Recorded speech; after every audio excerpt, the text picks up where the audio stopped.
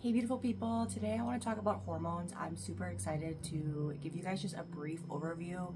There's a lot to cover with hormones, so we're not going to deep dive into all the specific ones, but an overview that we all should have had in school growing up because it impacts all of us.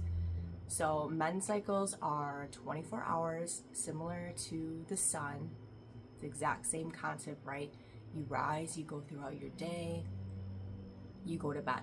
So each day, men's hormones are consistent. Now, the female cycle is more like the moon, it's 28 days. So we don't wake up every single day having the same hormones impact us.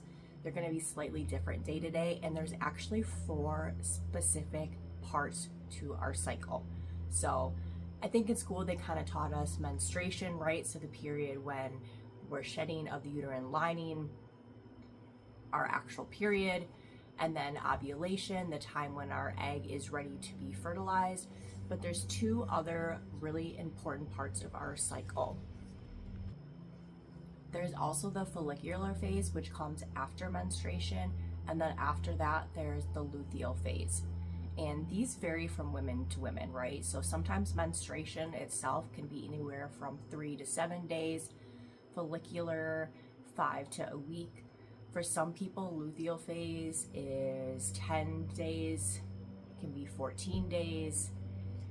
And luteal is when things can get a little bit scary. I have definitely struggled the week before my period, and then especially just the first few days right before my period. My hormones absolutely betray me.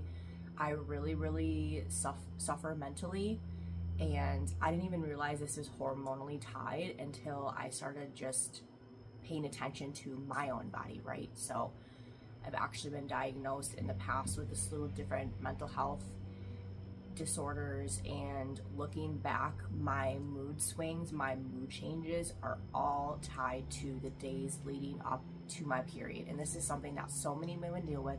So many women are misdiagnosed with mood disorders when really it's totally normal, it's totally natural, it's just our hormones. But when the healthcare is not aware of this, right, when the people do not have this information at their disposal, it's a lot easier to just throw on a diagnosis. But we're coming further and further along with women's health. It still has a long way to go. Unfortunately, women are just not prioritized the way that they should be. But that's why I feel like it's so important to share this information with you guys. And again, it's not every single nitty-gritty detail about hormones. I myself have a lot to learn about all of them, but in general, we need to be mindful that women are not waking up every single day having that same energy that men are having, right? Going consistently throughout our day. There's so much ebb and flow throughout the month, and really when you think of it, we get 2 good weeks. If we're lucky, females get 2 weeks where our hormones are not betraying us, where we've got kind of that higher energy, more testosterone, right, that our males are having, and where we're stronger. It's a lot easier to be motivated, right? It's a lot easier to hit our goals versus weeks and days leading up to our periods. There is a significant drop in certain hormones that also impact our serotonin. So when we think of serotonin, right, when those dip, you are naturally going to feel depressed.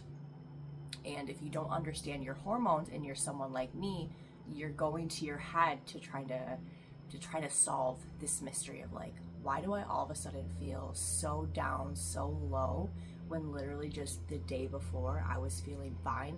So I want it's something for everyone to keep in mind, right? If you're feeling fine one day and then the next day your mood is like just a total 180, don't panic. Remind yourself, we are not our minds. As long as we can kind of accept the ebb and flow and get to learn our bodies and keep a journal for tracking, we don't want to spiral. We don't want to spiral, but it's definitely easier during those periods too. And there's so many external factors, things that are outside of our control, that make it even easier for us to completely spiral. alongside the natural PMS symptoms that all females experience, there is a disorder, PMDD, premenstrual dysphoric disorder, which is essentially PMS on steroids. So the days leading up to your period, some females with this disorder, and it's very prominent in ADHD individuals as well. There will be the depression, onset symptoms of OCD or other kind of more alarming mood swings and symptoms, feelings of low self-esteem, feelings of just being out of control in general. And that can be a very, very scary, lonely place to sit in if you're not aware of your hormones, if you're not aware of your body.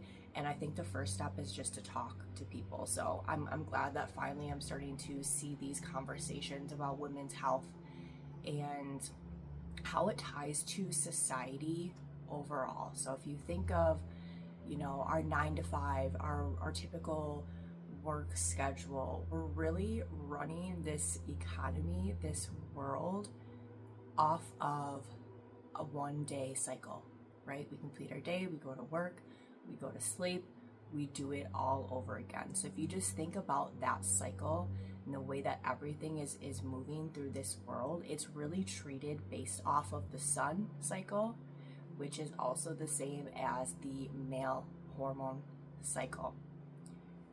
It's wild to me because girls could 100% rule the world. Like, we've got this shit, okay? We could create such a more nurtured, gentle community with, you know, still providing all the resources, but centered around love if we just moved more at the moon's pace, right? So there's going to be periods with those 4 pieces of the female cycle that I was referring to. You can also see them as different seasons, right? So our menstruation is the winter season. It's hibernation. And when you think about what your body needs during that time, it needs lots of rest.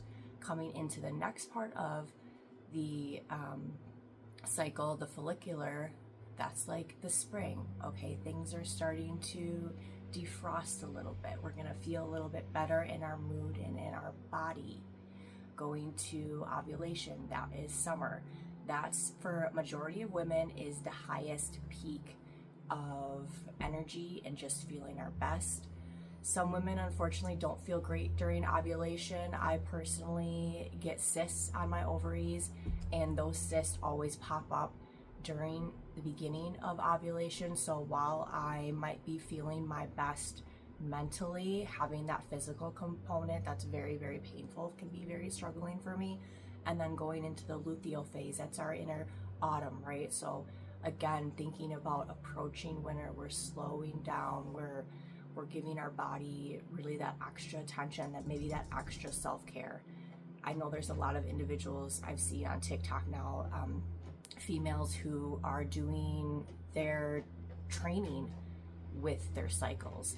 So think, you know, in the autumn and winter, our luteal and menstrual, not doing heavy weightlifting, focusing on slow, easy movements, gentle movements, walking, yoga.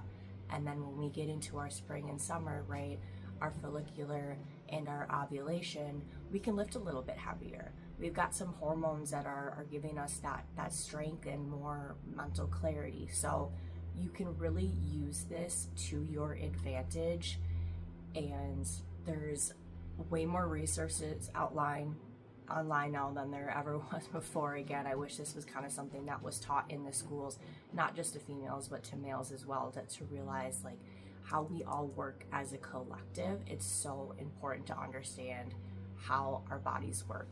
And I have this app, Stardust. I'm going to show you guys. This is where I track my period, but not just that, it shows me the hormones all on a scale. So I'm seeing all the peaks and valleys. I'm seeing the ebb and flow in real time. I'm getting little personalized, like, up today, you're 4 days away from your period. Your PMS is probably kicking your ass right now. And that's kind of nice validation to see that and be, you know, because if my mind starts to spiral, I look at my cycle insights and I'm like, okay, this is normal. You're normal, girlfriend. This is all part of nature. You are not losing your mind. So it's important to educate yourself, to stay grounded, to know that we're not alone in this, and there's so much more that needs to come in women's health. But that was just a quick and dirty debrief. I hope you guys learned something. If you have any questions for me, please put them in the comments. Please also give me a like, that would be much appreciated. And I hope everyone has a blessed day.